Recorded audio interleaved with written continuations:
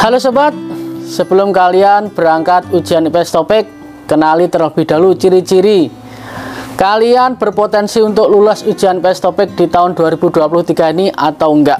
Nah, ciri-cirinya seperti apa sih kalau kita bisa lulus ujian IPS Topik di tahun 2023? Nah, sebelum itu teman-teman harus tahu kuotanya di tahun ini lumayan cukup banyak, 10.000 kuota.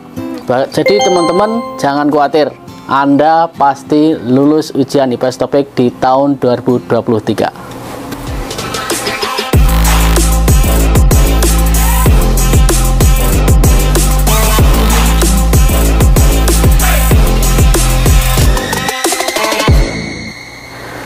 Assalamualaikum warahmatullahi wabarakatuh. Marhaban ya Ramadan. Selamat menjalankan ibadah puasa di bulan suci Ramadan tahun 2023. Semoga puasa kita dan amal ibadah kita di bulan suci Ramadan mendapat ridhonya Allah Subhanahu wa taala. Amin. Oke, baik teman-teman, pada video kesempatan kali ini saya akan memberikan sedikit video ataupun pengalaman saya mengenali ciri-ciri kita lulus ujian IPS Topik di tahun 2023. Oke, langsung saja, tidak usah banyak komentar. Yang pertama ini adalah menghafal banyak kosakata. Nah, ini potensi teman-teman untuk lulus ujian IPS Topik itu harus bisa banyak menghafal kosakata.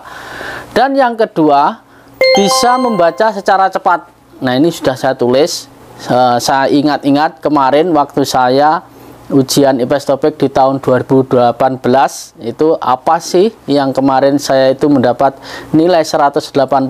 Nah, ini yang kedua, ini bisa membaca secara cepat. Jadi jika ada soal cerita ataupun soal-soal pendek, itu teman-teman bisa membaca secara cepat, baik itu soalnya maupun jawabannya. Jadi itu bisa mengartikan nanti ya.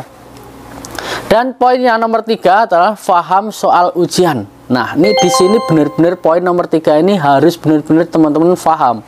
Paham pertanyaannya, paham perintah dalam pertanyaan, paham juga maksud pertanyaan yang ada dalam soal ujian IPS Topik. Dan yang nomor 4, bisa mengartikan dengan cepat. Nah, ini yang poin 4 ini juga penting. Di antara 1 tadi juga penting, 2 penting, 3 juga penting, dan 4 ini juga sangat penting, bisa mengartikan dengan cepat. Jika teman-teman tidak bisa mengartikan dengan cepat, akan ketinggalan waktu. Nah, apalagi teman-teman menemui soal yang cerita yang panjang, itu akan menguras waktu cukup lebih lama jika teman-teman tidak bisa cepat mengartikan. Untuk yang nomor 5, tidak gugup saat mengerjakan soal ujian. Nah, waktu itu kita di depan komputer seperti ini kan, jadi tidak boleh gugup.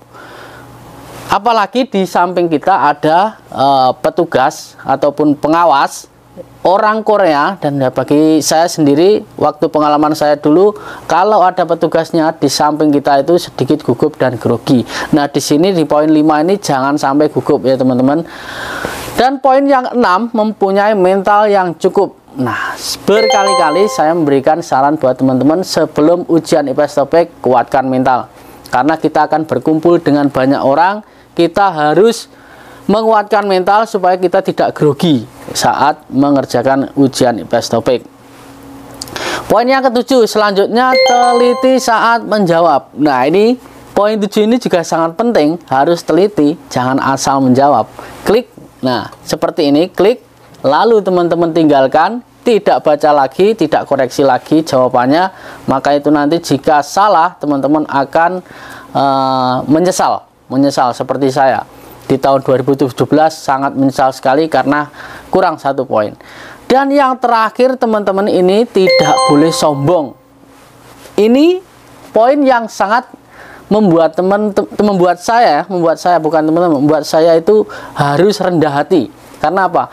Di saat kita tryout di sekolah ataupun di LPK, itu di kelas mendapatkan nilai 90, 95, bahkan 100, itu kita menganggap sombong, enteng, soal nanti akan saya selesaikan dengan baik saat ujian IPS Topik.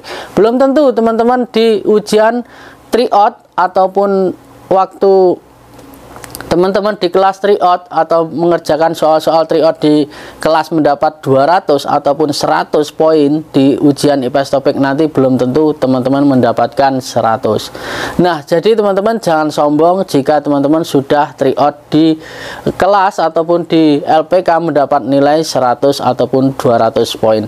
8 poin ini sangat penting buat teman-teman untuk mengenali teman-teman bisa lulus ujian IPS topik. Nah, jika teman-teman ada dari daftar 8 poin ini, maka teman-teman insya Allah akan lulus ujian di tahun 2023. Nah, jadi buat teman-teman yang belum ujian di bulan ini ataupun bulan depan sampai akhir ujian gelombang 3 nanti, wajib tahu ciri-cirinya sebelum teman-teman menjalankan ataupun berangkat mengerjakan ujian IPS topik.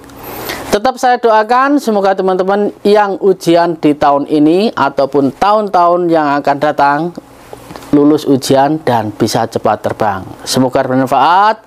Selamat menjalankan ibadah puasa, tetap semangat, dan sampai ketemu lagi di video selanjutnya. Annyeonghaseyo.